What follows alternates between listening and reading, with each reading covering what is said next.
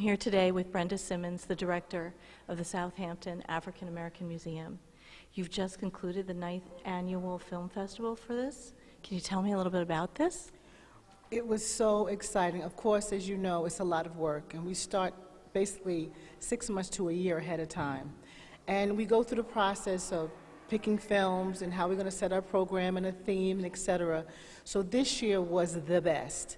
And we were able to get 2 grants, actually 3. We always get 2 grants, but we actually was able to get a second grant this year from the Suffolk County Film Commission.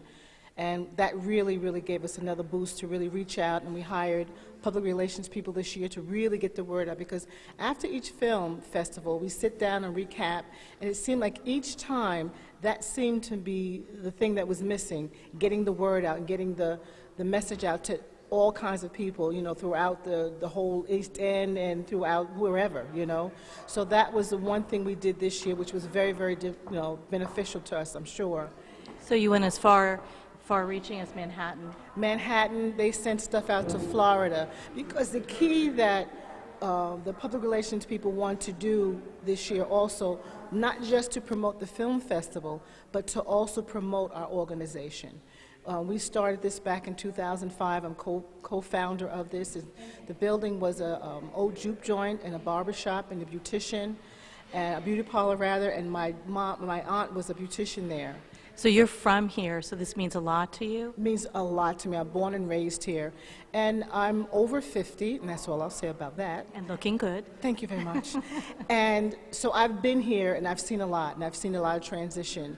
And I cannot stop with being an advocate. It's in my blood. And so this film that we saw, this last film we saw, Life Essentials with Ruby Dee, really was inspirational to me, because when you're on the front line and you're advocating, sometimes you get worn out. But seeing Ruby Dee and hearing her voice, the theme this year was Raise Your Voice, and to hear her voice and how she advocated and how she didn't, she was being threatened by the FBI and she's on the FBI list, that never stopped her, so that gave me a push to say, nothing's going to stop me. So year one, when you started this, where were you coming from with the brainchild idea to start this? Well, the crazy thing about this is, and I want to always make mention of this, Gloria Cannon, she's a local person here. She's really the one who said that we should have an African American museum here. And so she reached out to me, and she reached out to her daughter Bonnie, and they reached out to me and they said, we should start this. So we, like naive people, Bonnie and I, went to the town of Southampton and said, we want to start a museum, we want you to fund it for us. Just the two of you did this? Just the two of us. We went to a board meeting, and that's what we did. And at the time, Linda Cabot was the supervisor then. And so basically we had a meeting with her afterwards, and basically she said, well, are you a 501c3? We said, no. And she asked us a series of questions, and we was like, no, this is something that we just want to start. So she said, well, what you need to do, you need to get your name out there. So the first thing I did was I did an art exhibit right in Town Hall, upstairs at Town Hall. I did an art exhibit. It was called Black First, All the Inventions of Blacks. And I did this wonderful art exhibit upstairs. And then we were talking, we said we should do a film festival. So our first thing we did was we did a film festival just for one day, a one-day film festival, which was on a Saturday. And then the following year we did another Saturday. I'm a poet, and I love jazz. And I said, we should have a spoken word live jazz night. Okay. So that's how we added the Friday night with the spoken word live jazz. And I'm proud to say Certain Moves, Charles Certain and Certain Moves has been our house band, and they are phenomenal. People know them. If they don't know them, get to know them. Was it always called the Southampton African American Museum? No, it was not. It was called the East End African American Museum and Center for Excellence. And the Center for Excellence part was important for me because our mission talks about, having programs for the youth and for the community. So the Center of Excellence was something that we're still going to have. But the reason why we changed the name to the Southampton African American Museum, mainly for marketing purposes. If someone Googles, they want to find out what to do in Southampton, things to do in the Southampton. When they Google Southampton, we would come up. So that was a really important, thing we did just recently, as we were doing this film festival. So in year one and year two, you had one film. No, we had all-day films. We had a children's film. Okay. We had a family film. We usually have a classic, and then we had a feature film. So that's kind of how we started. And it was just one day. One day. Not one film, but it was one day. So how soon were you adding in more days and making an event for the weekend? I think it was after the second year we added on the Friday night spoken word. And I think after the third year, or maybe the fourth year, we want to reach out to the young people. So that's when we decided to have a Thursday night. We would have a film and reach out to the local school system. And that's what we have a local film, and we have a panel discussion, and it was very, very interacting with, with the students, mainly high school students. What are the differences you see from year one to year 9? Wow.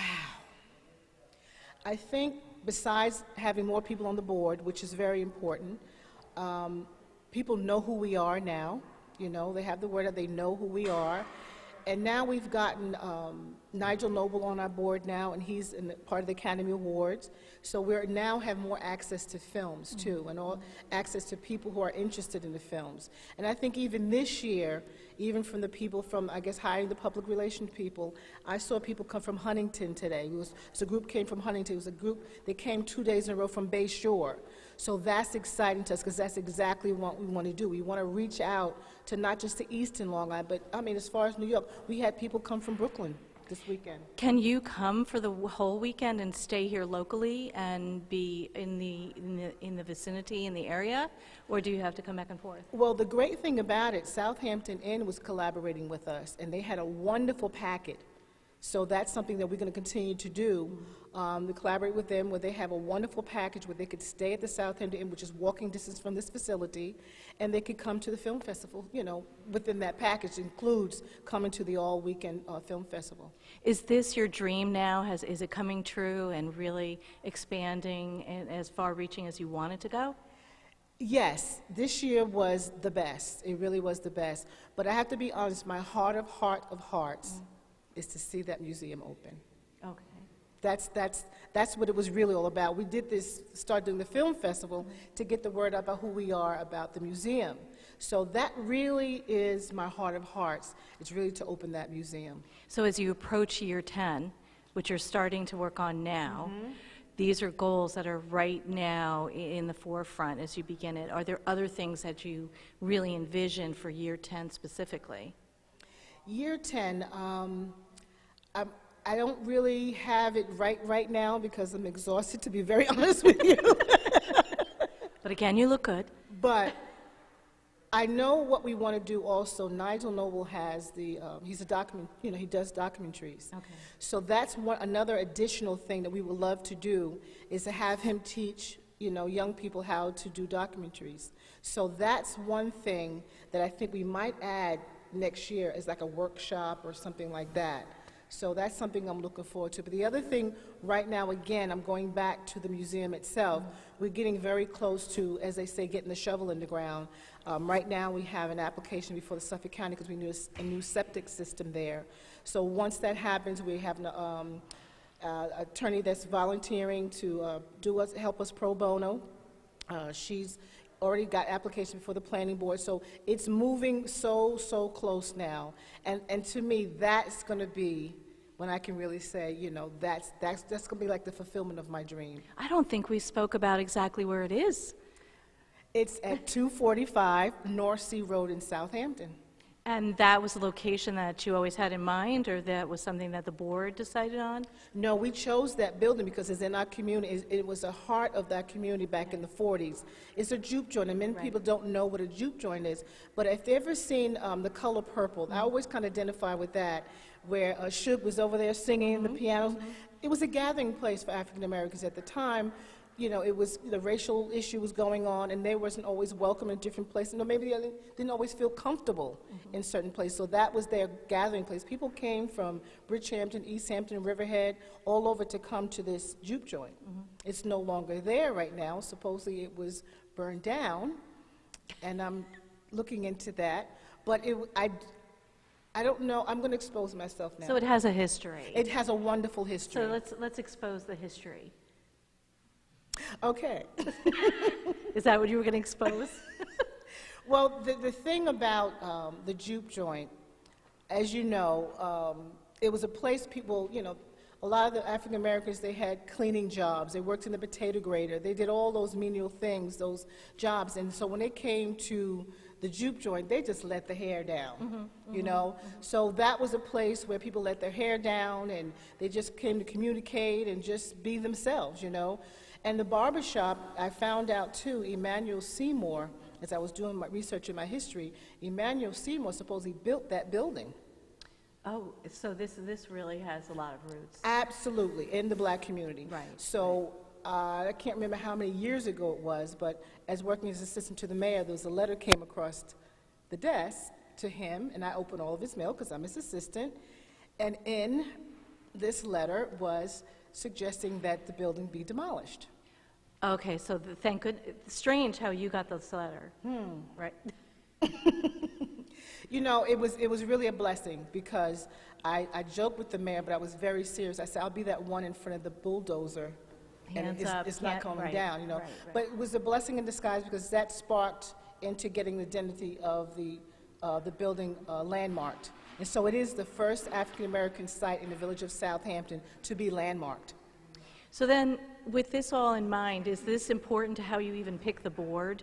Do you have a diverse board? Yes, we definitely have a diverse board, and I think that's very, very important, you know, because what we want to do, we want to reach not just the African-American community, we want to reach the whole community. And I think it's important for all cultures to know each other. And I think that's how we'll be able to get along better. If I know your culture, you know my culture, we have more in common than we don't, you know, than we do have anything different, you know. Do the films that you show have that kind of insight too, to kind of raise awareness? And as you said, this particular one was called Raise Your Voice. Yes, yes. So is that also inherent, keeping that theme of diversity? Absolutely, absolutely. Because a lot of times what we do too, we like to reach out not just to African American filmmakers or producers, but whoever. You know, long as the topic. See, that's what we ended up finding out.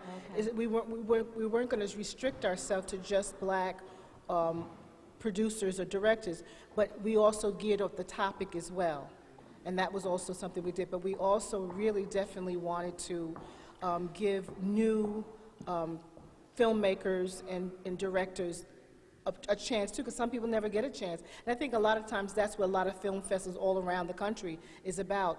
You know, producers and directors, you know, filmmakers who's trying to get their film out. So we love to be a part of that as well. So this weekend precedes other film festivals that are going to come up. Do you like having this special weekend to yourself and then it's followed by another film festival? It was a method to my madness. And so it would always be this way where you... This was the first year we did that this year. So it was strategy, which I want to see how it worked. And it worked well. It worked well. But I also, I'm a movie junkie. So I go to the festival that's come, the Hamptons International Film Festival.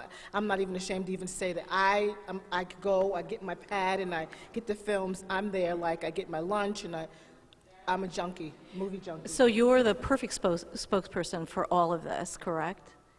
How so? It seems like because you love the films and then Oh, absolutely, absolutely, absolutely. I was trying to figure out where you were going with it. Absolutely. I love films, and I love films that are different, you know, and have a message, a heart message.